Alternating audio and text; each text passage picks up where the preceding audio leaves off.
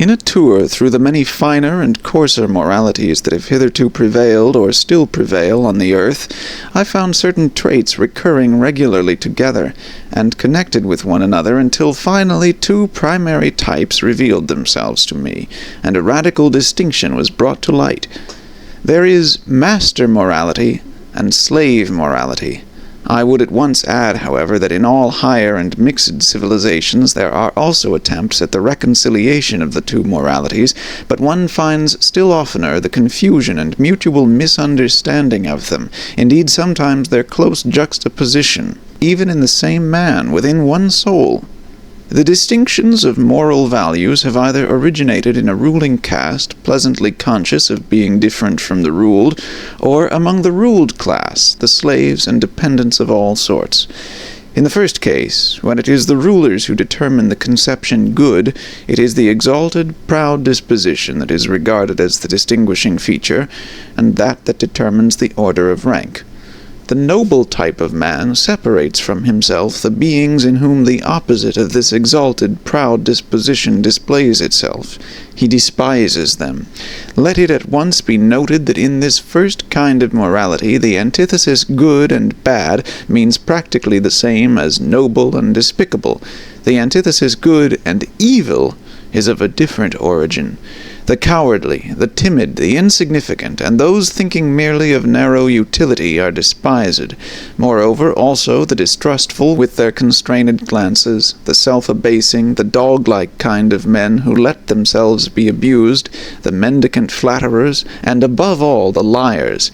It is a fundamental belief of all aristocrats that the common people are untruthful. We truthful ones, the nobility in ancient Greece called themselves. It is obvious that everywhere the designations of moral value were at first applied to men, and were only derivatively and at a later period applied to actions. It is a gross mistake, therefore, when historians of morals start with questions like, why have sympathetic actions been praised? The noble type of man regards himself as a determiner of values. He does not require to be approved of. He passes the judgment. What is injurious to me is injurious in itself. He knows that it is he himself only who confers honor on things. He is a creator of values. He honors whatever he recognizes in himself. Such morality equals self-glorification. In the foreground there is the feeling of plenitude, of power, which seeks to overflow, the happiness of high tension, the consciousness of a wealth that would fain give and bestow. The noble man also helps the unfortunate, but not, or scarcely, out of pity, but rather from an impulse generated by the superabundance of power. The noble man honors in himself the powerful one, him also who has power over himself, who knows how to speak and how to keep silence, who takes pleasure in subjecting himself to severity and hardness, and has reverence for all that is severe and hard. Wotan placed a hard heart in my breast, says an old Scandinavian saga. It is thus rightly expressed from the soul of a proud Viking. Such a type of man is even proud of not being made for sympathy. The hero of the saga therefore adds warningly, he who has not a hard heart when young will never have one. The noble and brave who think thus are the furthest removed from the morality that sees precisely in sympathy or in acting for the good of others, or in désintéressement, the characteristic of the moral. Faith in oneself, pride in oneself, a radical enmity and irony towards selflessness belong as definitely to noble morality as do a careless scorn and precaution in presence of sympathy and the warm heart. It is the powerful who know how to honor. It is their art, their domain for invention. The profound reverence for age and for tradition, all law rests on this double reverence, the belief and prejudice in favor of ancestors and unfavorable to newcomers, is typical in the morality of the powerful. And if, reversely, men of modern ideas believe almost instinctively in progress and the future, and are more and more lacking in respect for old age, the ignoble origin of these ideas has complacently betrayed itself thereby.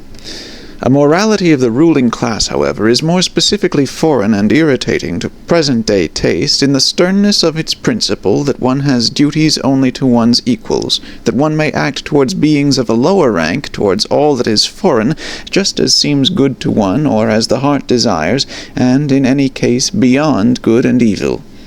It is here that sympathy and similar sentiments can have a place.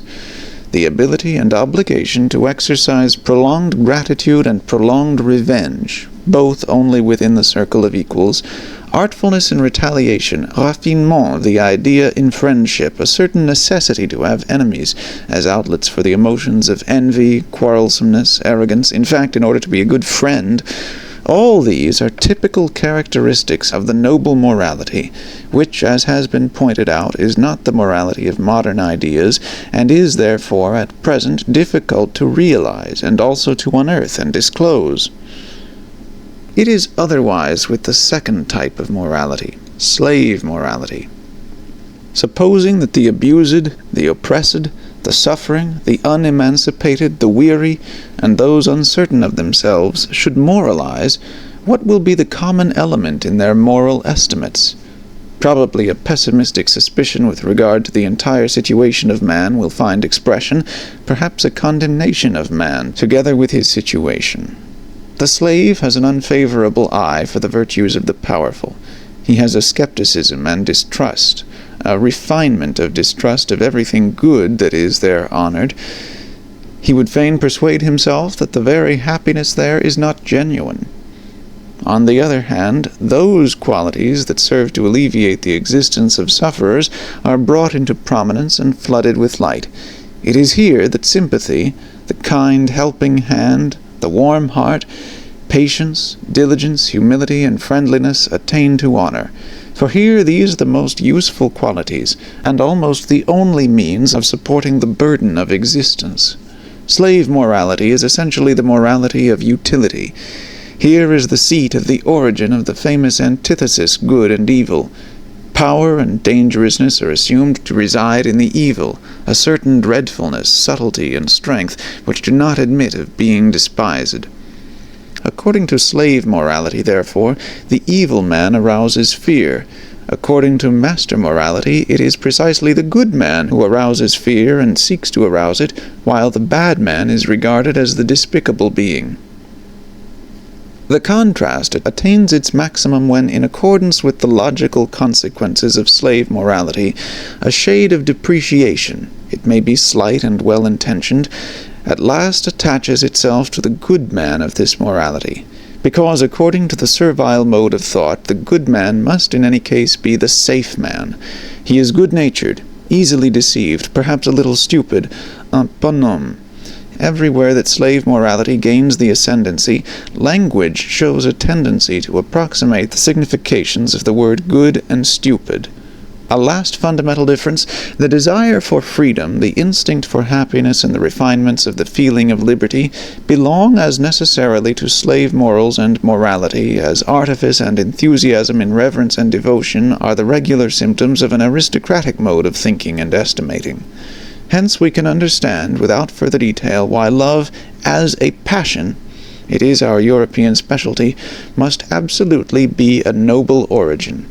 As is well known, its invention is due to the Provençal poet-cavaliers, those brilliant, ingenious men of the Gai Saber, to whom Europe owes so much, and almost owes itself.